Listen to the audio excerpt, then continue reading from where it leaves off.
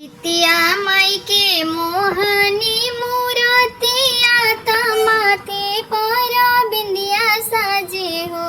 ए सखी मैया जब चलली डगरिया पयलिया झुनकी झुनकी बाजे हो।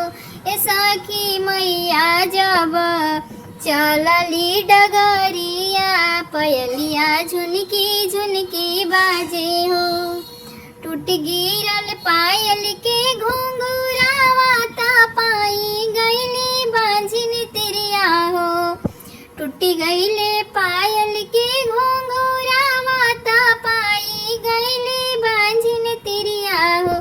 ए सखी बांझिन डरली अपनी अचरिया ललाना से गोदी भर गईले हो। ए सखी बांझिन डरली अपनी अचरिया ललाना से गोदी भर गईले हो। धन धन बाड़ू जीवतिया मैया मांझिन पर दया कैलू हो।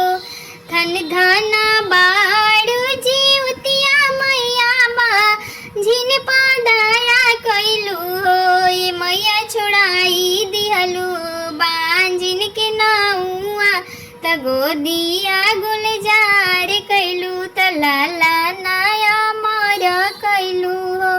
ए मैया छोड़ाई दिहलू बांझिन के नाउआ त गोदिया गुलजार कैलू लाला नाया मर कैलू हो। जितिया माई के मोहनी मूरतिया तमा थे बर बिंदिया साजे हो। ये सखी मैया जब चलली डगरिया पयलिया झुनकी झुनकी बाजे हो। ए सखी मैया जब चलली डगरिया पयलिया झुनकी झुनकी बाजे हो। के करा पोखरा खानावल हवे घाट बनावल हवे हो। ए सखी कहावा से आवे चिलो सियारिन त पोखरा में स्नान करे पोखरा में स्नान करे हो।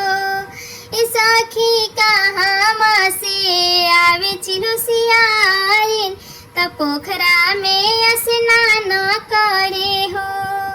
जीवत बंधन बाबा के पोखरा खानावल हवे घाट बनावल हवे हो।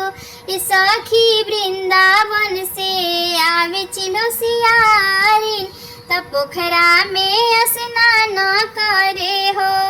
कि पोखरा में स्नान करे हो। ए सखी वृंदावन से आवे चिलो सियारिन त पोखरा में स्नान करे हो।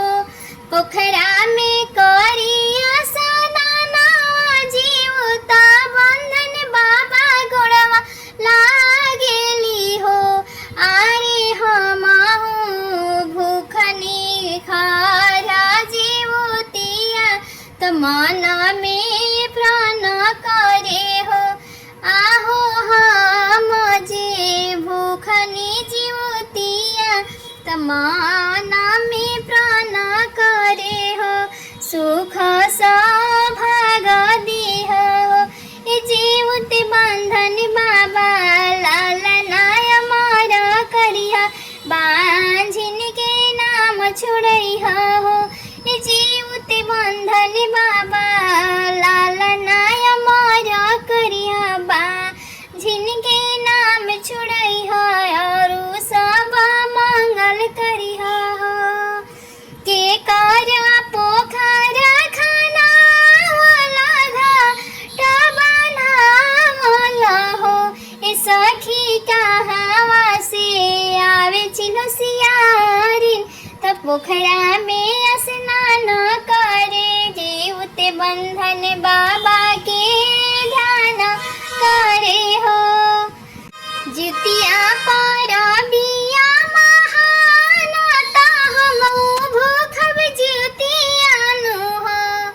आए सतीमी के अष्टमी निराजलिया करब हो, आहे सतमी के करब नहाए खाए, अष्टमी निराजलिया करब हो, आरे नवमी में पारन विधान से हमहु भूखब जीवतिया, तो जीवत परब करब हो। बेटा खातिर सब भूखे जीवतिया परब चाहे, बूढ़ी माई चाहे हो, बेटा खातिर सभे भूखे जीवतिया परब चाहे, बूढ़ी माई चाहे, कन्या सब ही पूजे जितिया मैया के पावा, तो हम भूख